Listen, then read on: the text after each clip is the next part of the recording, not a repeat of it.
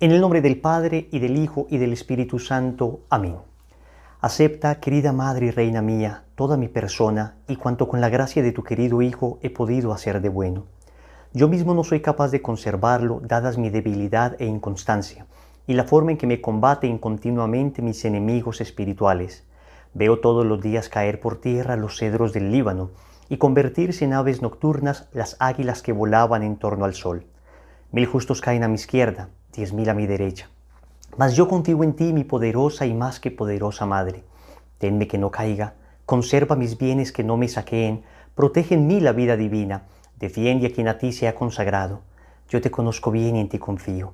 Eres la Virgen fiel a Dios y a los hombres, que no dejas perder nada de cuanto a ti se confía. Eres la Virgen poderosa. Nadie podrá hacerte daño, ni perjudicar tampoco a los que tú amas. Amén. ¿Quién como Dios? Nadie como Dios. Bienvenidos a la preparación para la consagración total a Jesús por María según el método de Montfort. Soy Wilson Tamayo, misionero del movimiento Lazo de Amor Mariano, y hoy vamos para nuestra segunda lección. ¿Soberbio yo? ¿Soberbio yo? ¿Soberbio tú? ¿Somos soberbios? ¿Por qué vamos a hablar entonces hoy de la soberbia?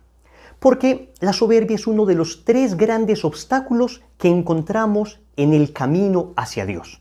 3 grandes obstáculos que encontramos en el camino a nuestra conversión, en el camino a nuestra consagración.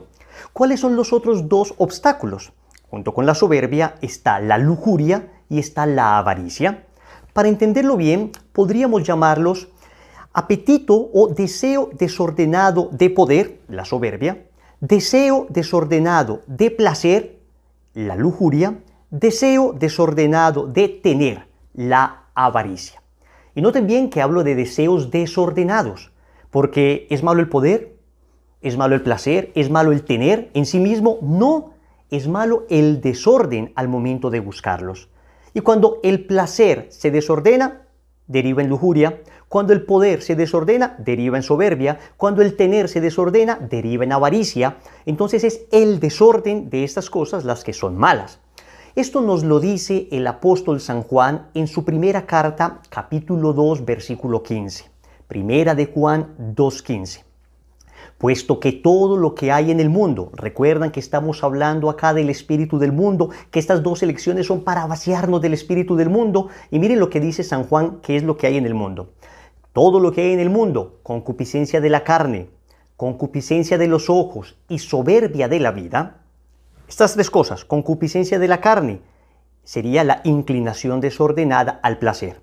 Concupiscencia de los ojos, inclinación desordenada al tener. Y soberbia de la vida, inclinación desordenada al poder, no vienen del Padre, sino del mundo. El mundo y sus concupiscencias pasarán, pero quien cumple la voluntad de Dios permanece para siempre. Palabra de Dios, te alabamos, Señor. Esta palabra concupiscencia es una palabra importante que la aprendamos en este camino espiritual. Anote, concupiscencia significa inclinación desordenada. Y cuando hablamos desordenada, hacemos énfasis en esta palabra, porque nosotros tenemos una inclinación natural al placer, al poder y al tener. Es natural esta inclinación que hay. Y Dios ha querido que esta inclinación esté dentro de nosotros. Lo que sucede es que esta inclinación se desordenó por el pecado original. Esto es importante entenderlo y ya vamos allá. Pero volvamos al tema del placer, el poder y el tener desordenados. Resulta que no solamente es un desorden dentro de nosotros, sino que también podemos recibir desde afuera tentaciones de esto. Vamos a entenderlo. Tenemos 3 enemigos del alma: mundo, demonio y carne. Los 3 nos tientan, tanto el mundo, que es lo que estamos viendo ahora, ese ambiente de pecado, como el demonio, que es el enemigo mortal de nuestra alma, como nuestra propia carnalidad. Cuando hablamos de carne no nos referimos a la materialidad de nuestro cuerpo, que es bueno, que es una bendición de Dios. Nos referimos a un espíritu inclinado desordenadamente que existe dentro de nosotros, como esa inclinación desordenada. Eso es lo que llamamos carnalidad. Eso es lo que habla San Pablo del hombre carnal, que lo contrapone al hombre espiritual. Entonces, estos 3 enemigos del alma nos tientan, y nos tientan fundamentalmente en estas 3 grandes tentaciones: placer, poder y tener desordenados. Miren que fueron también las tentaciones que recibió Jesús en el desierto. Si las vemos detenidamente, está tomado del Evangelio de San Mateo, del capítulo 4, versículos del 1 al 11. Y miren las 3 tentaciones que le propone el enemigo. Versículo 3 del capítulo 4 dice: si eres hijo de Dios, di que estas piedras se conviertan en pan. Es decir, dale placer a tu gusto, dale placer a tus sentidos. Primera tentación de placer. El Señor la rechazó, le dijo: no solo de pan vive el hombre, sino de toda palabra que nace de la boca de Dios. Lo despachó inmediatamente. Segunda tentación que le propone el demonio: si eres hijo de Dios, tírate abajo, porque está escrito: a sus ángeles te encomendará, y sus manos te llevarán para que tu pie no tropiece en piedra alguna. Miren la astucia de Satanás. Le está mencionando al Hijo de Dios un versículo bíblico. Está mencionando el Salmo 91 en el versículo 11 y 12. Todos conocemos el famoso Salmo 91, que los ángeles a los hijos de Dios los levantan con sus manos para que sus pies no tropiecen con piedra alguna. Podrán andar entre leones, monstruos y serpientes, y Dios los pondrá a salvo fuera del alcance de todos. El demonio se sabe la Biblia de memoria. Y esto es importante porque muchas veces creemos que ser muy de Dios significa conocer mucho la Biblia. Pues el demonio también conoce mucho la Biblia, pero no la vive. Ser muy de Dios significa no solo conocer mucho la Biblia, sino vivir lo que aparece en la palabra de Dios. Vivirlo, vivir con coherencia, no solo en la cabeza, sino en el corazón, en la vida. El Señor entonces también le dice a Satanás, respondiendo con la misma palabra: no tentarás al Señor tu Dios. No tentarás al Señor tu Dios. Miren, la tentación que le está proponiendo el demonio es una tentación de poder. Tírate de aquí abajo. ¿Dónde lo llevó el demonio? Al alerón del templo, al pináculo del templo, la parte más alta del templo, para que se tire y entonces todo Israel entienda que este es el Mesías y mostró su poder. El Señor le dice: no tentarás al Señor tu Dios. Segunda tentación entonces, tentación de poder, tentación de orgullo, que es de la que vamos a hablar hoy. Tercera tentación, el demonio le dice en el versículo 11 del capítulo 4, le muestra todas las riquezas del mundo y le dice: te daré todo esto si te postras y me adoras. El Señor le dice: apártate, Satanás, porque dice la Escritura: solo al Señor tu Dios adorarás. Y Satanás lo dejó y vinieron los ángeles a servir al Señor. Entonces la tercera tentación es tentación de tener todas las riquezas. ¿Ven? Placer, poder y tener. Esto es importante porque casi que todas las tentaciones que nosotros tenemos y todos los obstáculos que encontramos para llegar a Dios se resumen en estas tres tentaciones. El desorden hacia ellas. Y hemos insinuado particularmente la palabra desorden porque el catecismo de la Iglesia Católica nos explica de dónde proviene ese desorden que hay en nosotros. En el numeral 405, anota: Catecismo de la Iglesia Católica, libro que todo católico debería tener. Allí está todo lo que nosotros creemos, lo que oramos, lo que celebramos, lo que vivimos, está todo en el catecismo. Es bellísimo. En el numeral 405, el catecismo nos habla del pecado original. ¿Qué es esto del pecado original? El pecado de nuestros primeros padres, y es el misterio sin el cual ningún otro misterio de la fe se entiende. Si no creemos en el pecado original, si no entendemos un poco qué significó el pecado original, pues no vamos a comprender por qué nos comportamos como nos comportamos. O sea, tiene consecuencias antropológicas el pecado original. No vamos a entender la redención de Cristo, de qué nos salvó Cristo. Tiene consecuencias soteriológicas, el pecado original. O sea, todo esto es un poco más teológico. A lo que me refiero es que el pecado original, la realidad del pecado original, toca todos los aspectos de la fe. Todos los aspectos de la fe. Por eso, este famoso intelectual inglés, Gilbert Chesterton, decía: el pecado original es la única doctrina cristiana verificable empíricamente. Decía, no tienes ni siquiera que tener mucha fe para creer en el pecado original, porque lo ves evidentemente. Yo que tengo a mis hijos pequeños, pues lo veo. Yo veo que mis hijos son buenos, pero nacen con una cierta inclinación al egoísmo. La primera palabra que aprenden es mío. Pueden tener un juguete guardado, lleva meses guardado, pero llega un primito y ve ese juguete y entonces ya ellos lo quieren y no lo quieren prestar porque es mío. Tú le dices a los niños desde muy pequeñitos, yo recuerdo a mi hijo Pablo, le decíamos que no se montara en la mesita de centro de sala y le explicamos desde muy niño que no se debía hacer, y yo lo recuerdo retándome, teniendo un añito, apenas caminando, y me miraba a ver si se montaba o no, y yo le miraba y le decía: Pablo, Pablo, Pablo, y finalmente a veces se montaba, otras veces no. Es decir, hay como una inclinación que nosotros tenemos a la desobediencia, al egoísmo, y esto lo vemos naturalmente. Atentos, no significa que seamos malos por eso, significa que nacemos con una naturaleza herida. Y miren lo que dice el Catecismo de la Iglesia Católica. El pecado original es la privación de la santidad y la justicia original, pero la naturaleza humana no está totalmente corrompida. Es decir, está herida en sus propias fuerzas naturales, sometida a la ignorancia, al sufrimiento, al imperio de la muerte e inclinada al pecado. Pero no significa que por eso seamos malos. El protestantismo tiene una gran diferencia con el catolicismo porque el protestantismo considera que el hombre es malo por naturaleza. Después del pecado original, el hombre es malo por naturaleza. Los católicos creemos que el hombre es bueno por naturaleza, pero tiene una naturaleza herida. Esto es una visión muy positiva del hombre que tenemos en la fe católica. Esta inclinación al mal se llama concupiscencia, dice el Catecismo de la Iglesia Católica. Entonces, nacemos con el pecado original. Salmo 51, versículo 7, dice el rey David, pecador me concibió mi madre. Tenemos la clara concepción de que nacemos con esa inclinación, con ese pecado original. El bautismo, que es tan importante que se lo demos a los niños cuanto antes, yo he tratado siempre de bautizar a mis hijos lo más rápido posible porque es darles el regalo de la gracia. Dice el Catecismo, el bautismo, dando la vida de la gracia de Cristo, borra el pecado original. O sea, nos devuelve la gracia, muy bien, y devuelve el hombre a Dios. Pero las consecuencias para la naturaleza debilitada e inclinada al mal persisten en el hombre y lo llaman al combate espiritual. ¿Qué significa esto? Que una vez somos bautizados, recuperamos la gracia de Dios, pero permanecen en nosotros las consecuencias del pecado, la inclinación desordenada al placer, al poder y al tener. ¿Y por qué Dios quiso que esto permaneciera en nosotros? Porque precisamente en nuestra lucha contra el placer, el poder y el tener desordenado se encuentra el camino de nuestra santidad. El Señor lo dijo. En el Evangelio de San Mateo, capítulo 16, versículo 24, el Señor dice, Mateo 16, 24, el que quiera venir en pos de mí, niéguese a sí mismo, cargue su cruz y sígame, y sígame. Es el camino que tenemos que vivir, el camino de lucha y de combate contra estas tentaciones desordenadas que tenemos. Esto es importante que lo comprendamos. Por eso muchas veces uno quiere hacer el bien y termina haciendo el mal. Uno hace compromisos y le dice al Señor, no volveré a caer en esto, y vuelve a caer, porque hay una tendencia que tenemos hacia estas cosas, ¿bien? Hacia el placer, poder y tener desordenado. Hoy vamos a hablar de la tendencia que tenemos al poder de manera desordenada. Esta tendencia al poder de manera desordenada la podríamos llamar soberbia, orgullo.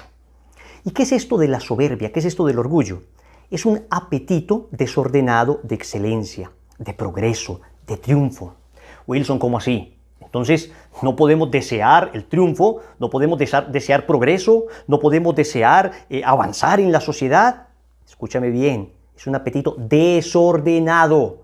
Cuando ese apetito se desordena, se cae en soberbia. Cuando está ordenado, entonces ese apetito natural que tenemos de excelencia es bueno, loable, es un apetito, digamos, es una tendencia natural que debemos estimular. Debemos estimular el progreso de la sociedad, debemos estimular el triunfo, debemos estimular el avance. Si una persona está en un trabajo y quiere ascender en su trabajo, no significa que por eso sea soberbio. El problema, la soberbia, aparece cuando ese deseo es desordenado y voy a hacer lo que sea por triunfar. Voy a poner a los demás como peldaños para el triunfo. Voy a sacrificar mi fe para triunfar. Voy a sacrificar a Dios para triunfar. Por eso Madre Teresa de Calcuta decía que Dios no me llamó a tener éxito. Dios no me llamó a tener éxito. Dios me llamó a ser fiel. Y si siendo fiel a Él tengo éxito, maravilloso. Pero si siendo fiel a Él no tengo éxito, maravilloso. Lo que Madre Teresa estaba estableciendo era el orden. El orden. Debemos buscar el progreso. Pero no el progreso a costa de mi fe, a costa de la dignidad de las demás personas, a costa de los principios. Vamos a ver cómo la soberbia ataca la relación que tenemos con Dios, la relación que tenemos con nosotros mismos, la relación que tenemos con el prójimo y finalmente la relación que tenemos con toda la creación. Empecemos hablando de cómo la soberbia, ese apetito desordenado de aparecer, ese apetito desordenado de excelencia, ataca nuestra relación con Dios. En primer lugar, el soberbio vive con la tentación de que Dios no existe. Dios no existe. ¿Por qué? Porque el soberbio no es capaz de reconocer a otro Dios fuera de sí. Yo soy Dios, por consiguiente no puede haber un Dios fuera de mí. En el trono de mi corazón estoy yo, no puede estar Dios. No puede haber nadie que me diga cómo vivir, yo soy el que lo decido. Y en el origen del ateísmo está la soberbia, está la soberbia. No la inteligencia. Alguna persona pensará, es que soy ateo porque soy muy inteligente. Hombre, no. Personas mucho más inteligentes que tú y que yo fueron profundamente creyentes. Profundamente creyentes. Personas mucho más genios que el que dice eso, que yo soy muy inteligente, por eso no creo en Dios, fueron profundamente creyentes. Pensemos en sacerdote franciscano del siglo XII, Roger Bacon, fundador y quien puso las bases del método científico. Pensemos en Georges Lemaitre, que fue un sacerdote católico también, que propuso la teoría del Big Bang. Pensemos en Jérôme Lejeune, padre de la genética moderna, que descubrió la trisomía del cromosoma 21 que genera el síndrome Down, católico, en proceso de beatificación. Pensemos en Blaise Pascal, pensemos en Pasteur, pensemos en los grandes hombres de ciencia, fueron profundamente creyentes. Claro que también hay unos que no creen. A lo que me refiero con esto es que no es el ateísmo un problema de la razón, es un problema del corazón. No es porque soy muy inteligente, no creo en Dios, porque personas mucho más inteligentes que nosotros han creído en Dios. Es que muchas veces soy ateo porque no quiero creer en Dios, porque ni todos los argumentos que me presenten me servirán para creer en Dios, porque prefiero creer en mí, porque prefiero creer en mi orgullo, porque no quiero salir de mi vida de pecado. Entonces esto toca más que la razón, toca la voluntad, toca el corazón. Miren, a veces que uno pensaría que el Señor se le aparezca a esta persona, y si el Señor se le aparece a esta persona, entonces esta persona se convierte. A veces, ni con el hecho de que el mismo Señor se le apareciera a una persona, bastaría para convertirlo. Vemos el Evangelio. Resucitó muertos el Señor, resucitó a Lázaro, y cuando resucitó a Lázaro, unos fariseos se fueron inmediatamente a pensar cómo matarlo. Pensemos en los soldados que estaban el día de la resurrección, vieron a los ángeles y lo vieron resucitado. Y en vez de esto, en vez de convertirse, de caer postrados y de adorarlo como Dios, fueron a donde los magistrados y le dijeron, miren, pasó esto, ¿qué decimos?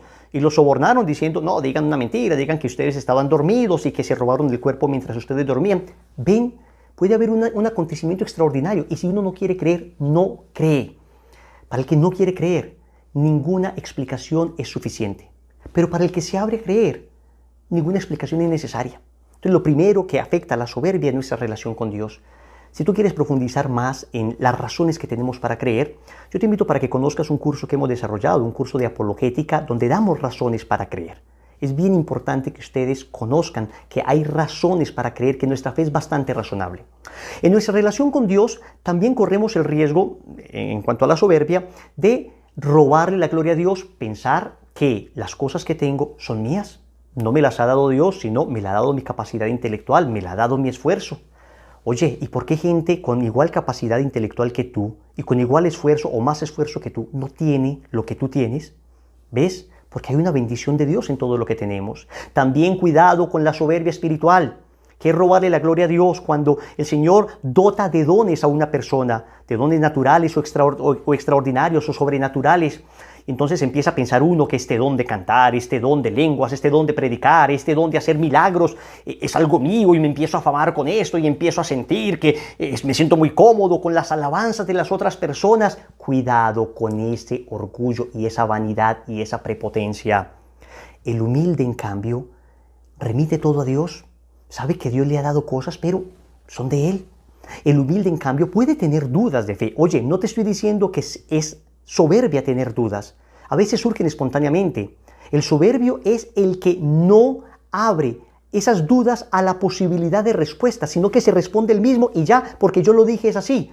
El humilde, en cambio, dice, tengo estas dudas, pero voy a investigar. Señor, me abro a creer. Estos dones que recibí, los entrego, los pongo en servicio.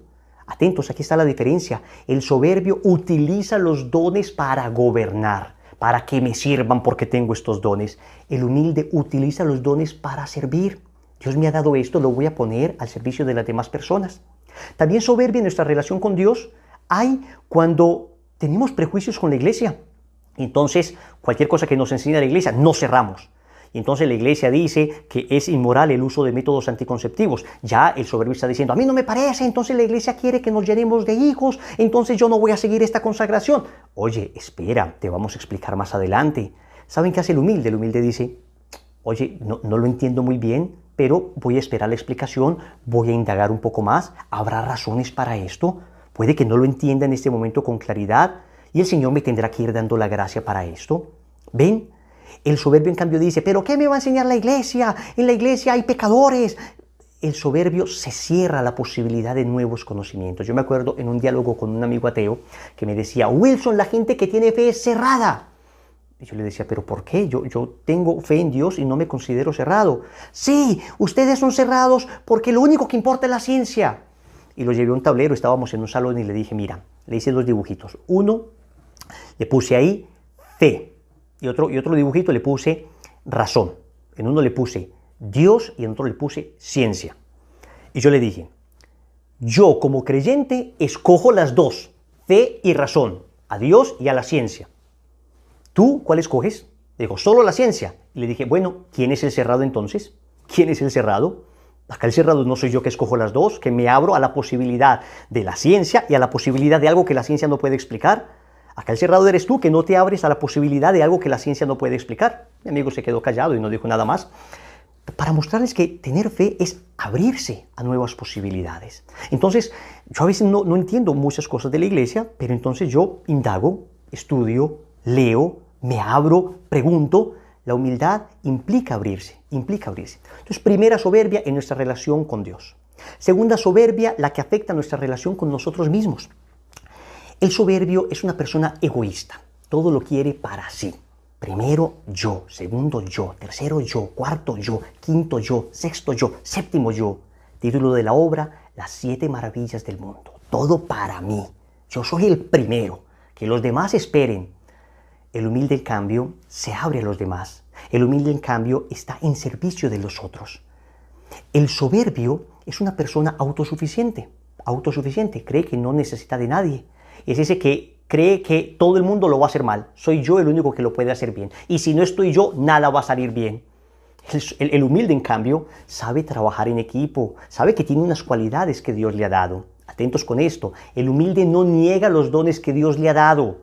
Si Dios le ha dado dones, los reconoce, pero sabe que son para el servicio y sabe que se componen de regalos que interactúan con los dones de las demás personas. En cambio, el soberbio es autosuficiente, solo lo puedo hacer. El soberbio se cree muy bueno, Piensa que esta consagración es para los demás. Oiga, qué pesar esta charla tan buena para que la escuche mi esposa, para que la escuchen mis hijos, para que la escuche mi comadre. Ese es el soberbio, cree que todo es para los demás porque yo soy muy bueno. El humilde, en cambio, dice, ¿cómo necesitaba esto?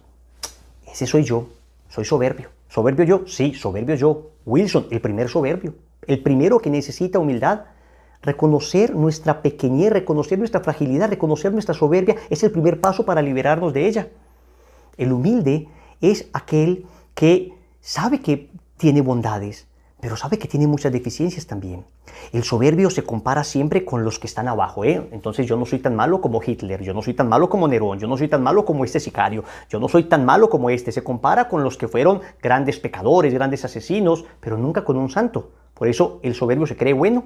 Yo no mato y no robo, por eso no me confieso, porque el soberbio no se confiesa. Se necesita humildad para ponerse de rodillas ante otro hombre, ministro de Dios, para reconocer el pecado. Se necesita humildad. El soberbio, no, yo lo hago directamente con Dios. El humilde, en cambio, se compara con los santos. Mira y dice, yo veo los santos, no, ¿cuánto me falta? Se compara con gente virtuosa y dice, ¿cuánto me falta para llegar a eso? ¿Cuánto me falta? Ese es el humilde. Entonces, necesitamos practicar la humildad. Necesitamos pedirle al Señor el don de la humildad para no creernos tan buenos.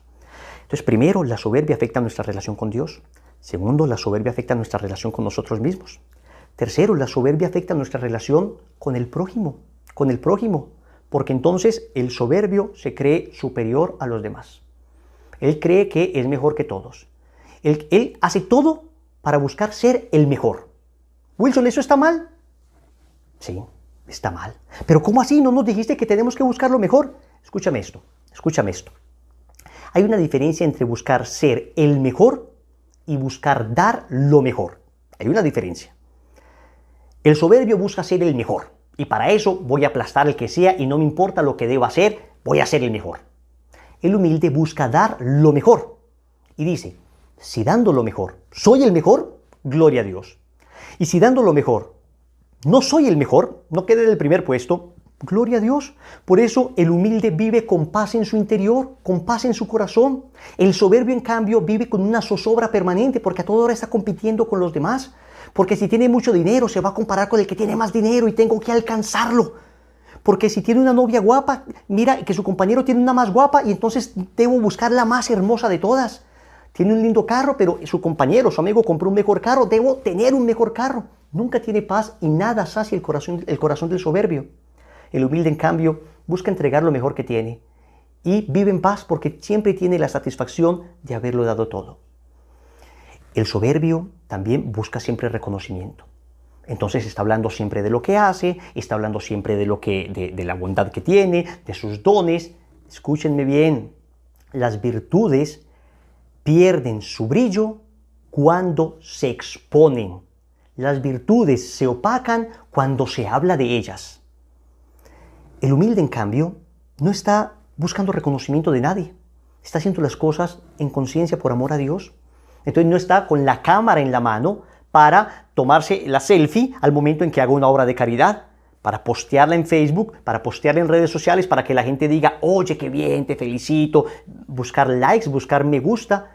Ese es el soberbio. El humilde, en cambio, dice, yo hago esto porque sé que esta persona lo necesita, aunque nadie lo vea, que tu mano derecha no sepa lo que hace tu mano izquierda. Es importante esto, es importante que nosotros entendamos que tenemos que hacer el bien en el silencio, en la humildad. El famoso filósofo Séneca decía, el que da, que calle. El que recibe, que hable. Cuando tú des, quédate calladito, no busques reconocimiento de los demás. Así es el humilde. El soberbio no reconoce sus errores. El soberbio no reconoce sus errores. Él siempre justifica sus errores. Él siempre dice que fue culpa del Estado, que fue culpa del sistema, que fue culpa de este, que fue culpa de aquel, que fue porque este no me dio lo que necesitaba, que es que se demoraron ellos en entregarme el proyecto, es que fue culpa tuya porque me estresaste, es que me enojé por esto. Siempre se justifica en sus errores. El humilde, en cambio, reconoce que es falible, reconoce sus errores y dice, yo humildemente reconozco que fallé y pido perdón. Y eso da grandeza, pedir perdón da grandeza. El soberbio quiere siempre tener la razón. Yo me acuerdo de una señora que me decía, Wilson, si mi esposo a las 12 del día dice que es de noche, tenemos que cerrar las cortinas de la casa y decirle, ok, es de noche. Miren ese grado de soberbia. Y miren ese grado de locura. Por eso el soberbio termina siendo loco, termina siendo un loquillo, porque se va contra la realidad. La realidad muestra una cosa, pero el soberbio ve otra y tiene que ser lo que diga el soberbio. El soberbio vive de las apariencias, vive de lo que muestra. No vive de lo que es, sino de lo que parece. Entonces todo es parecer, todo es filtros, todo es adornar, todo es editar la foto. Vivimos de las apariencias y estamos en una cultura que vive mucho de las apariencias.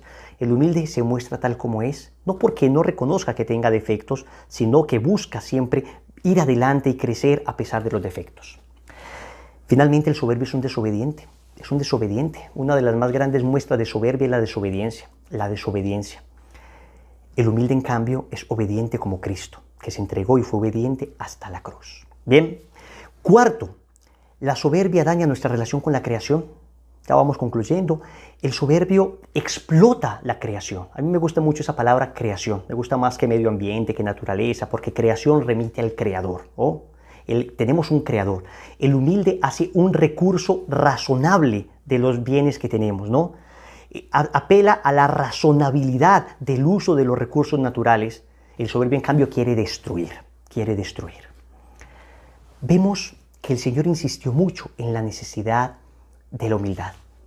De la humildad. El Señor, de hecho, hay dos pasajes donde el Señor habla y dice, hagan lo que yo estoy haciendo, imítenme.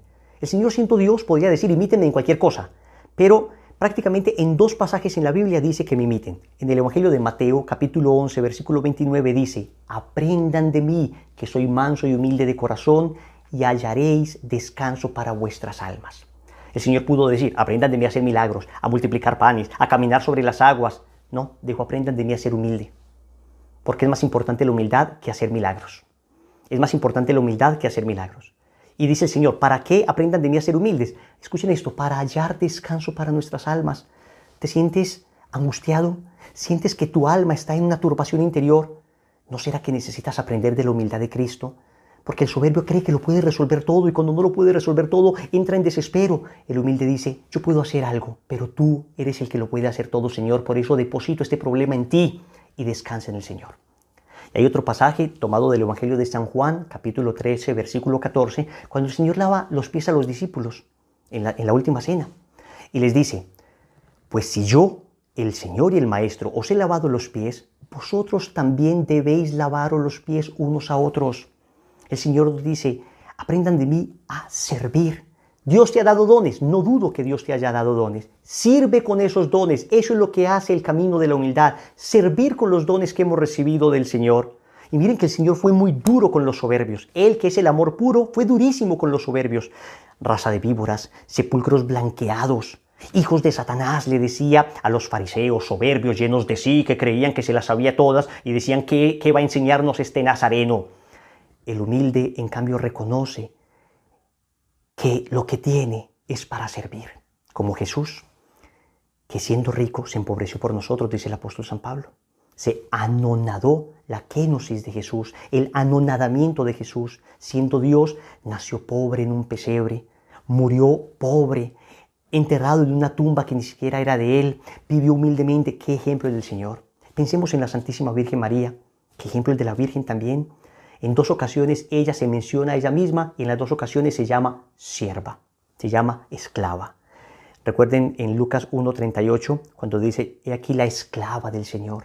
Ella no dice, he aquí a la Madre de Dios. No, ella era la Madre de Dios, pero se llama esclava. Y después en el Magnificat, en Lucas 1:48, dice, porque ha mirado la humillación de su esclava. Ella se reconoce pequeña. Y cuando llegó donde su prima Isabel, no llegó ostentando su título de Madre de Dios, sino que refirió todo a Dios. Dice, el poderoso ha hecho obras grandes por mí, reconoce lo que Dios ha hecho por ella. Pero dice, es el Señor el que lo ha hecho, no soy yo. Todas las generaciones me llamarán bienaventurada. Sí, porque el poderoso fue el que hizo obras por mí, grandes por mí. Esto es importante. Reconozco que Dios me ha dado grandezas, pero son de Él. Yo simplemente soy un administrador de los dones de Dios. Pidámosle nosotros esa humildad al Señor, a la Santísima Virgen María. Y como práctica de esta segunda lección, en primer lugar reconozcamos que sí hemos sido soberbios. Y pidámosle al Señor 10 veces el don de la humildad con esta oración. Jesús manso y humilde de corazón, haced mi corazón semejante al vuestro. 10 veces. Esta es la práctica del día de hoy. Jesús manso y humilde de corazón, haced mi corazón semejante al vuestro. Cierra tus ojos un instante. Vamos a ponernos en la presencia de Dios y vamos a decirle al Señor que estamos aquí, que nos presentamos ante Él quitándonos las máscaras, que hasta ahora hemos sido soberbios y hemos querido mostrar ante Él lo que no somos. Pero a partir de este momento, desnudaremos nuestra alma ante Él y le diremos, aquí estoy, Señor, pidiéndote me enamores. Llévame al desierto, háblale a mi corazón, pronuncia mi nombre, Señor. Háblame, amado mío, quiero escuchar cuáles son tus caminos, quiero entender cuánto esperas de mí. Háblame, Señor, enamórame de ti. El soberbio está demasiado enamorado de sí mismo. El humilde le pide al Señor que lo enamore de Él, que lo enamore de Él, Señor. El humilde le dice al Señor, háblame, Señor, enamórame de ti. Reconozcamos con humildad que hemos sido soberbios y empecemos el camino cuesta arriba de la humildad.